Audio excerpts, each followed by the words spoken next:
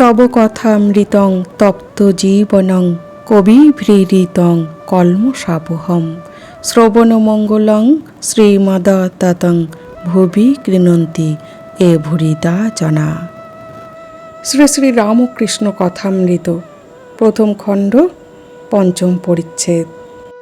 ঈশ্বর দর্শনের উপায়। মাস্টারমহাশয় বলিলেন, ঈশ্বরকে কি দর্শন করা যায়?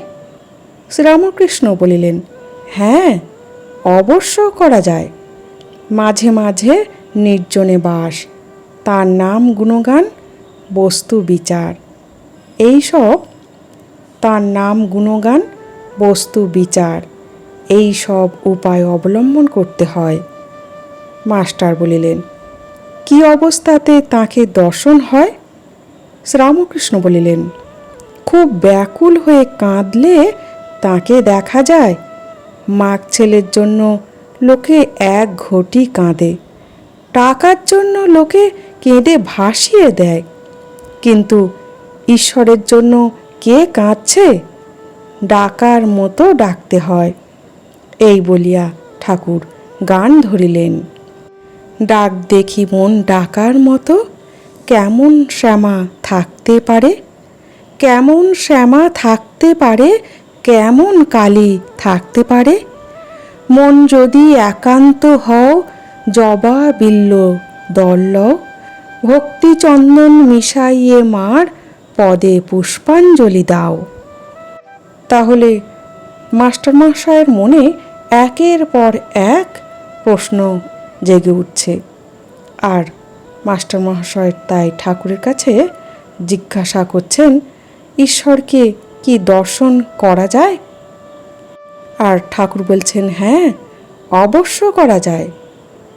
কত কঠিন প্রশ্নের উত্তর ঠাকুর কত সহজভাবে দিচ্ছেন। ঠাকুর পূর্বেও বলেছেন, এখনও বলছেন যে মাঝে মাঝে নির্জনে বাস।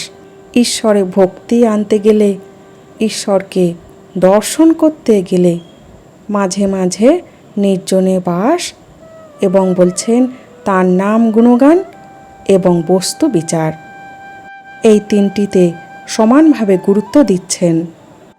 এই সব উপায় প্রথম প্রথম অবলম্বন করতেই হবে।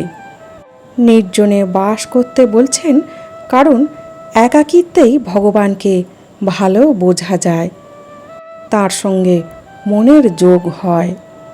কোথাও নির্জনে না যেতে পারলেও অনেক মানুষের মধ্যেও নিজেকে একা একা রাখা যায়।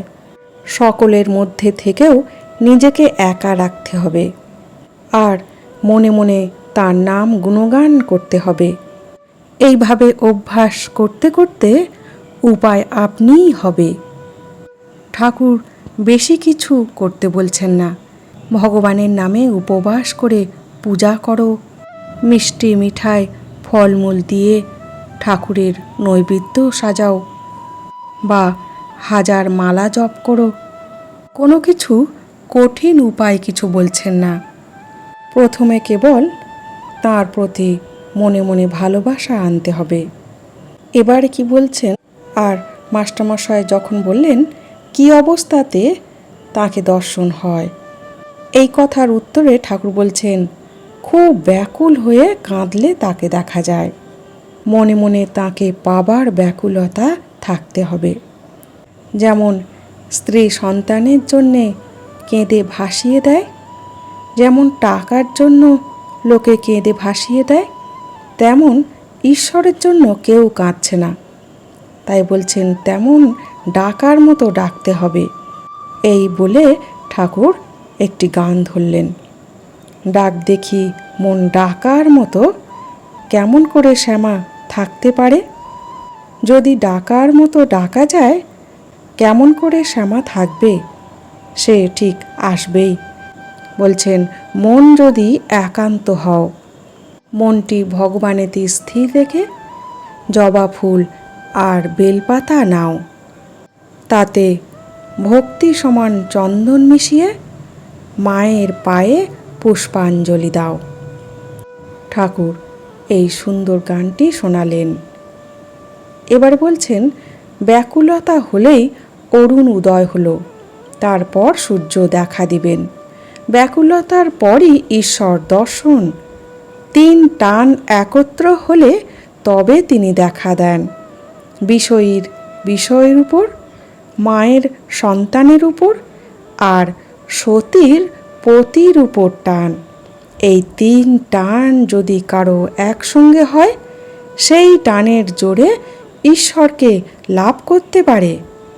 কথাটা এই, ঈশ্বরকে ভালোবাসতে হবে। মা যেমন ছেলেকে ভালোবাসে, সতী যেমন পতিকে ভালোবাসে, বিষয় যেমন বিষয় ভালোবাসে। এই 3 জনের ভালোবাসা, এই 3 টান একত্র করলে যতখানি হয়, ততখানি ঈশ্বরকে দিতে পারলে তার দর্শন লাভ হয়। তাহলে ঈশ্বরের উপর কতখানি মনের আকর্ষণ দরকার, সেইটি ঠাকুর উদাহরণস্বরূপ বলছেন। 3 টান, বিষয়ীর বিষয়ের উপর টান, মায়ের সন্তানের উপর টান, আর সতীর পতির উপর টান। এই 3 টান এক হলে যেমন সেই টানের জোর হয়, তেমন টান হওয়া দরকার। এই 3 জনের ভালোবাসার টান এক করলে যেমন ব্যাকুলতা হবে, ঠিক ততখানি ঈশ্বরকেও দিতে হবে। বিষয়ীর বিষয়ের উপর কত টান! আমরা ছোট্ট থেকেই বিষয়ের উপরে টানের জন্যেই সব কিছু এগিয়ে পড়ি। তেমনভাবেই মনের চিন্তাধারা থাকে।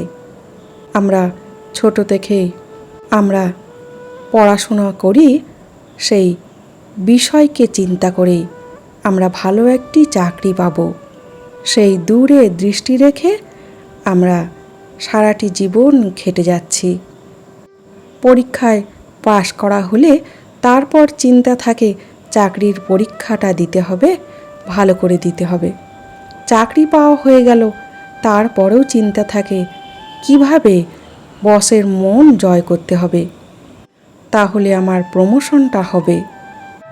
যতই ঠাকুর বিষয় দিক না কেন, আমাদের মনের অভাব মেটাতে পারছে না। এমনই আমাদের বিষয়ের উপর টান। আর মায়ের যেমন সন্তানের উপর প্রবল টান, একটি সন্তান হোক আর 10টি সন্তান হোক, মায়ের সন্তানের উপর অন্ধের মতো ভালোবাসা। সন্তান যখন ছোট্ট থাকে তখন মায়ের কত চিন্তা, সন্তান যখন বড় হয়ে গেল তখনও মায়ের চিন্তা কমল না। যাকে এক কথায় বলে নারীর টান, এ কিছু কম নয়। আর যে সতী, তার পতির উপর টান বিশেষ থাকে, তার জন্য সে সব কিছু ত্যাগ করতে পারে। একজন সতী নারী নিজের জীবনের ভালো মন্দ সুখ স্বাচ্ছন্দ্য সব কিছু ত্যাগ করে সেই পতির কাছে আত্মসমর্পণ করে। এমনই টান। ঈশ্বরকে দর্শন করতে গেলে এমনই অন্তরের টান হওয়া চাই। ব্যাকুল হয়ে তাকে ডাকা চাই। বিড়ালের ছানা কেবল মিউ মিউ করে, মাকে ডাকতে জানে। মা তাকে যেখানে রাখে সেইখানেই থাকে। কখনো হেসেলে, কখনো মাটির উপর, কখনো বা বিছানার উপর রেখে দেয়। তার কষ্ট হলে সে কেবল মিউ মিউ করেই ডাকে, আর কিছু জানে না। মা যেখানেই থাকুক এই মিউ মিউ শব্দ শুনে এসে পড়ে। তাহলে ঠাকুর বলছেন ভগবানে আত্মসমর্পণ হয়ে থাকতে হবে, তার উপর ভরসা করে ব্যাকুল হয়ে ডেকে যেতে হবে। যেমন বিড়ালের ছানা মা যেখানে রেখে দেয় নির্ভয়ে সেখানে থাকে। আর যদি কোনো অসুবিধা হয়, কোনো কষ্ট হয়, তা কেবল শুধু মিউ মিউ করে ডাকতে থাকে, আর কিছু সে জানে না। আমাদেরও কোনো যদি কষ্ট হয় তখন ভগবানকেই ডাকতে হবে। ভগবানই আমাদের পথ বলে দেবেন। ভগবানই যেখানে ভালো বুঝবেন সেখানেই রাখবেন। তাই ঠাকুর বলেছেন ঝড়ের এঁটো পাতা হয়ে থাকতে হবে। ঝড় যেখানে নিয়ে ফেলবে সেখানেই থাকতে হবে। ঈশ্বরের প্রতি পূর্ণ বিশ্বাস থাকতে হবে। তাহলেই তার চরণে নিজেকে সম্পূর্ণ আত্মসমর্পণ করা যাবে। আমরা মুখে বলছি যে আমি ভগবানেরই আত্মসমর্পণ হয়ে আছি, কিন্তু যদি একটু কোনো অসুবিধা হয় বা কোনো বিপদে পড়ি, তখন আমরা সাধারণত বলেই থাকি যে ঠাকুর আমার জন্য কোনো চিন্তা করছেন না। কে জানে সেটি ভালোর জন্য করছেন না খারাপের জন্য করছেন। আমাদের কতটুকু বুদ্ধি যে আমরা বুঝব?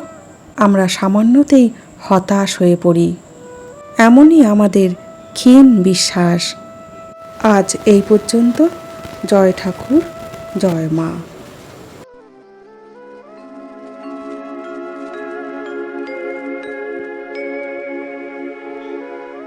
निरञ्जनं नित्यमनन्तरूपम् भक्तानुकम्पा धृतविग्रहं वै ईशावतारम् परमीशमिद्यम्